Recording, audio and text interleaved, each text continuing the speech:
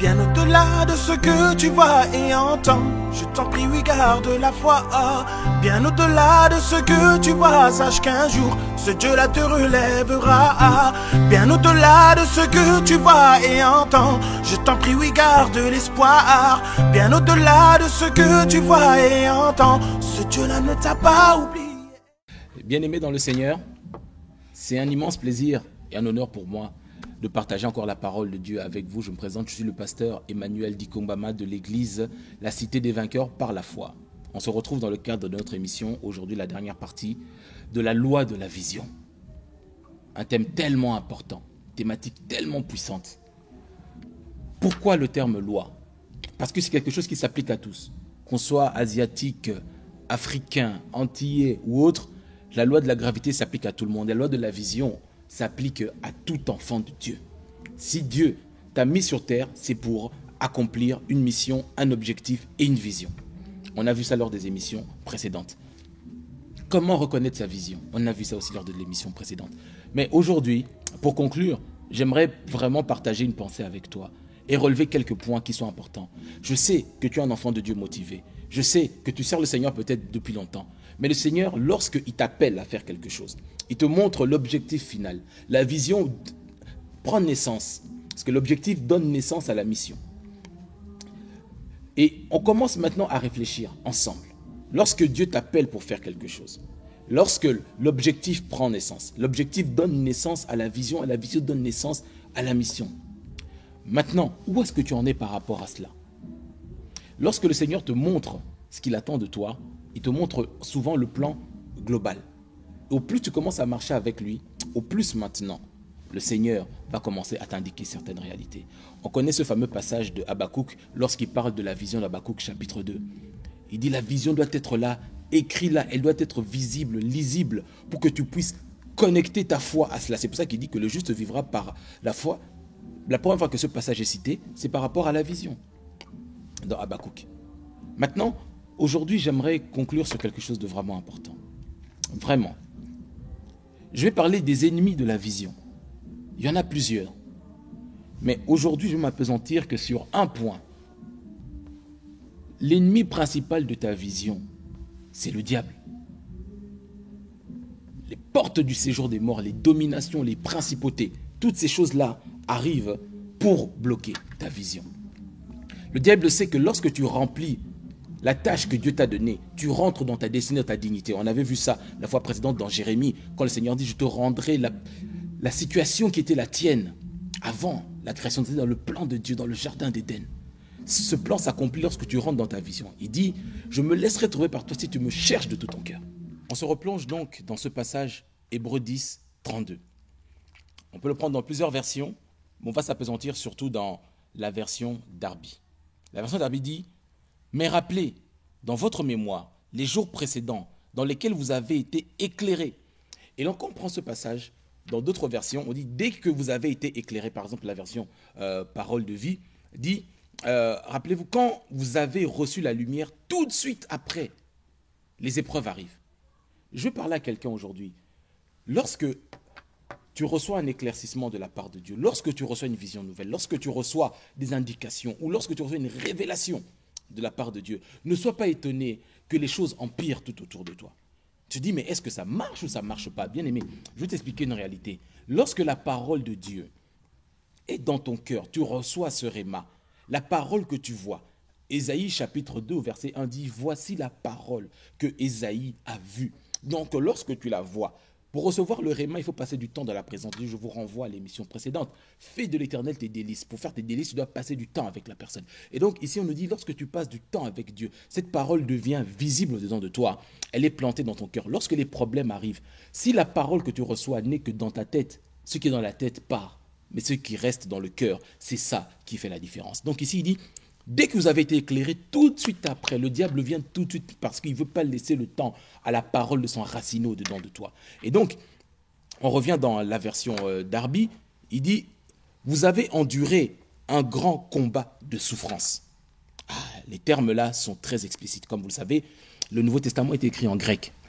Le mot grand, combat et souffrance. Le mot grand ici signifie, c'est le mot méga qui signifie grand, énorme. Ça veut dire que les petits problèmes qui étaient là dans ta vie, les petits tisons de flamme qui étaient là, il va souffler sur les braises pour que ça devienne un vrai feu.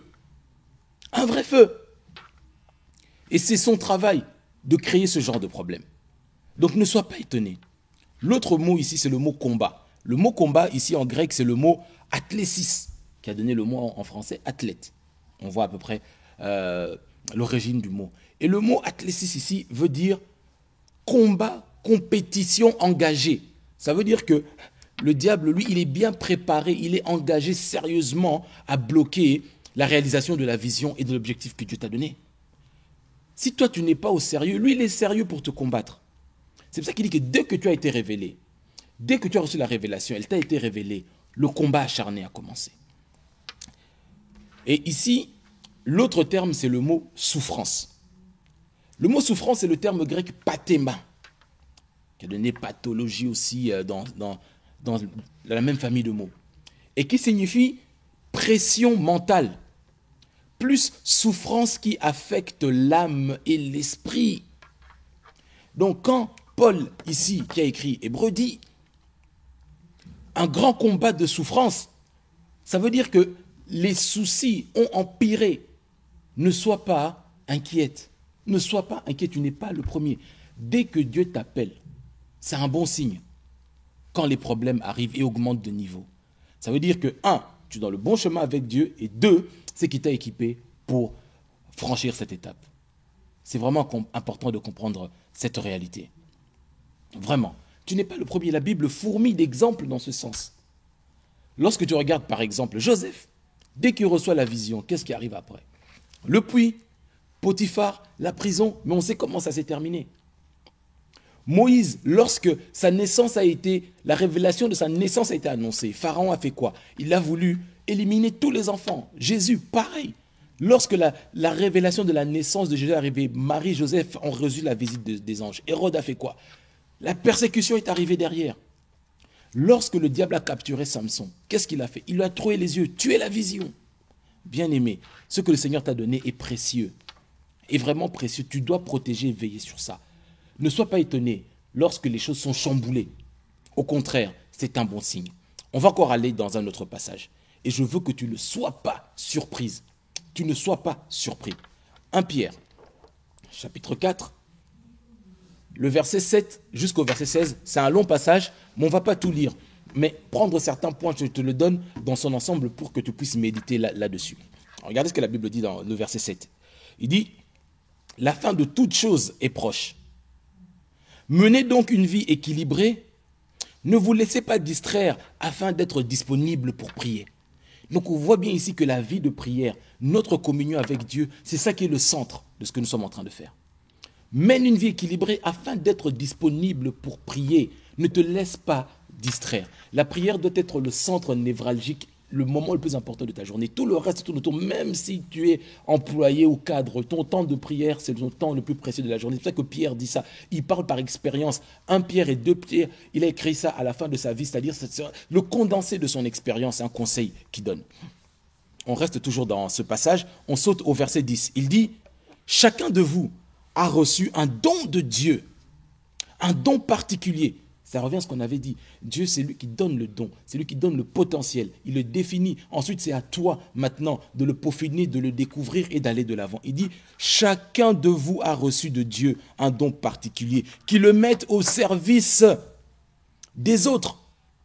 Le don que tu as reçu, la vision que Dieu t'a donnée, elle doit être toujours au service des autres, au service du royaume. Si elle n'est pas au service des autres, elle n'est pas au service du royaume, bien aimé. C'est une ambition.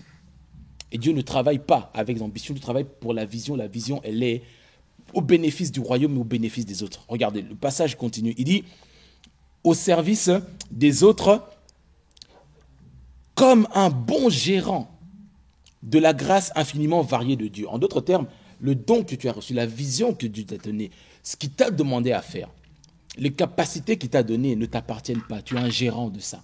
C'est toi qui gères. Et comme gérant, tu dois rendre des comptes. C'est ce que la Bible nous dit. On a vu ça dans l'autre émission, que nous devons comparaître devant le tribunal de Christ. Et quand on comparaît devant le tribunal de Christ, c'est pour rendre compte de ce que nous avons produit.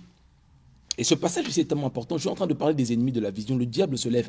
Tu dois être disponible pour prier. Tu dois comprendre que le don, l'appel, le potentiel que Dieu t'a donné, c'est pour le service des autres et que tu es un gestionnaire de cette faveur, de cette grâce. Regardez maintenant ce que la Bible dit au verset 12. Il dit, mes frères, chers amis, vous avez été plongés dans la fournaise de l'épreuve.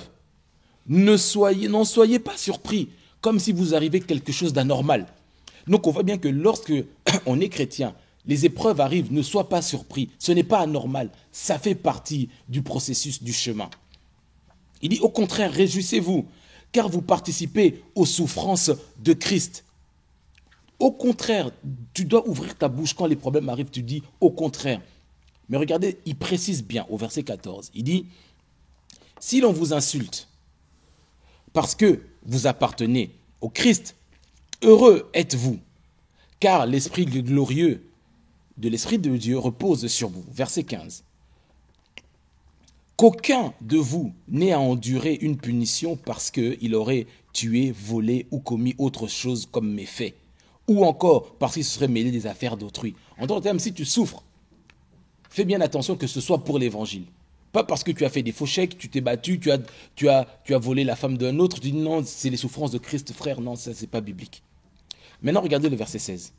Mais si c'est comme chrétien qu'il souffre, qu'il en éprouve aucune honte, et qu'il fasse au contraire honneur à Dieu en se montrant digne de ce nom. En d'autres termes, lorsque Dieu t'appelle, il te juge digne, il te donne une vision pour accomplir quelque chose. Quand tu es dans l'épreuve, frère, quand tu es dans l'épreuve, ma sœur, oh, dis-toi que Dieu te regarde. La Bible dit dans le livre d'Hébreux, nous sommes entourés d'une grande nuée de témoins. Montre-toi digne et fier du nom de Dieu que tu portes. On reste toujours dans ce même passage dans Pierre, mais regardez rapidement au verset 12. Quand je reprends ça dans la version Parole de vie, la Bible dit, ne soyez pas surpris comme étant anormal. Je reprends encore, il dit, ne soyez pas surpris. Ce n'est pas étonnant. Ce feu va montrer ce que vous valez. En d'autres termes, l'épreuve est là pour montrer ce que tu as dans le ventre. Si la vision peut être confiée à quelqu'un en qui Dieu peut faire confiance, arrête toujours de penser, est-ce que je peux faire confiance à Dieu, mais dis-toi, est-ce que Dieu peut te faire confiance? Et le feu est là pour éprouver ce que tu as réellement dans le ventre. Il y a une réalité que tu dois comprendre. Jésus dit à Nicodème, il dit, il faut naître de nouveau pour voir le royaume de Dieu. Ensuite, il dit, il faut naître d'eau et d'esprit pour entrer. Le terme voir ici, c'est que la nouvelle naissance suit. Et après la nouvelle naissance, Dieu te montre ce qu'il attend de toi. Et il continue en disant qu'il faut entrer. Il y a une différence entre voir et entrer. Beaucoup de chrétiens se contentent de voir. Ils savent que c'est bien d'aller à l'église. Dieu peut te donner une prophétie par un pasteur, par une parole, que tu sois. Tu vois la chose. Mais il faut entrer. Entrer, c'est-à-dire croquer pleinement ce que Dieu prépare pour toi. Et Paul dit ceci dans Actes, chapitre 14, verset 22. Il dit, c'est par beaucoup d'épreuves et de souffrances qu'il faut passer pour entrer dans le royaume de Dieu. Encore une fois ici, le terme souffrance, c'est le même qu'il utilise dans le passage que nous venons de lire. Mon frère, ma sœur, réveille-toi. Tu ne peux pas rester en train de dormir. Tu n'as plus le temps. Tu n'as plus le temps. Tu dois te laisser imprégner par la parole de Dieu. Tu dois te laisser imprégner par la parole de Dieu, de sorte que lorsque la pression arrive sur toi comme une éponge, quand tu plonges une éponge dans l'eau, plus elle est dans l'eau, quand on la presse, c'est l'eau qui sort. Mais si tu reçois que quelques gouttes d'eau, la parole que tu reçois maintenant, 10, 15 minutes d'exhortation, quand le diable va te presser, ça ne va pas fournir. Mais si tu réécoutes ce message, la Bible dit la foi vient de ce que l'on entend. Et ce que l'on entend, la répétition, ça t'imbibe comme une éponge. Au plus une éponge passe du temps dans l'eau, quand on la presse, c'est l'eau qui sort. Et la vision a un ennemi. Le diable se lève. Le Seigneur Jésus a dit, je bâtirai mon église et les portes du séjour des morts ne prévaudront point contre elle. Bien-aimé, ne sois pas surpris. Pierre le prévient, la Bible le dit, Paul le dit, Jésus le dit. C'est une réalité spirituelle. Je termine par un passage que j'aime beaucoup qui se trouve dans Actes chapitre 4. Lorsque l'église se réunit, il dit, Seigneur, regarde les persécutions qui commencent. Hérode, Pilate, les Juifs, tous se mettent contre le Messie. Ils font une ligue. Les choses se liguent contre toi parce que tu as un appel, parce que tu as l'onction. Tu es le dépositaire de l'onction de Dieu. Ces choses-là sont contre toi. Mais dans Actes chapitre 4, la Bible dit « Donne-nous la capacité de continuer à annoncer la parole avec assurance. » C'est l'assurance qui permettra à Dieu d'étendre sa main pour qu'il y ait des miracles, des signes et des prodiges. Pourquoi? Parce qu'ils avaient une vision, un objectif, c'est de répandre la parole de Dieu. Donc, quand tu es dans le feu de la tourmente, bien-aimé, demande au Seigneur. L'objectif du diable, c'est de fermer ta bouche, que tu n'annonces plus la parole de Dieu avec assurance. Je veux te réveiller aujourd'hui. Réveille-toi. Arrête de pleurer. Arrête de courber la tête. C'est terminé. La Bible dit que lorsque ils ont fini de prier, l'endroit où ils étaient a été secoué, la terre a tremblé. Ils étaient remplis du Saint-Esprit. Et ils ont continué à annoncer la parole avec une grande assurance. C'est dans Actes chapitre 4, versets 26 à 31. Non, bien-aimé, tu es destiné à faire des grandes choses avec Dieu. C'est un exercice qui n'était pas facile pour moi parce que je vous ai dit que j'ai pris du temps à travailler, à étudier, à enseigner sur plusieurs semaines, plusieurs dimanches, plus d'un mois sur cette réalité. Ici, en quelques dizaines de minutes, condenser cela, c'est pas évident, mais je crois en une réalité, c'est que le Saint-Esprit, à travers de cette synthèse, te touche, t'indique ou te réveille. La vision est une loi. Comment détecter ma vision? Quelle est ta spécificité? À quoi Dieu t'a destiné? Mon frère, on n'a plus de temps à perdre. La moisson est grande. Et Dieu recherche des ouvriers acharnés. Il nous dit Dieu recherche deux sortes de personnes, des adorateurs et des ouvriers. Mais des ouvriers acharnés, disponibles, disposés et qui en veulent vraiment et qui veulent aller de l'avant. Quand il n'y a pas de vision, le peuple vit dans le désordre. Il vit abandonné. Il n'y a pas de limite. Alors que Dieu est un Dieu d'ordre. Tout a été créé pour un objectif. Demande au Seigneur. Que le Seigneur te bénisse. On se retrouve très bientôt. Ce que tu entends, mon ami, mets ta confiance en Jésus, celui qui ne t'abandonnera jamais. Ta famille, ta nation, ton avenir sont entre ses mains.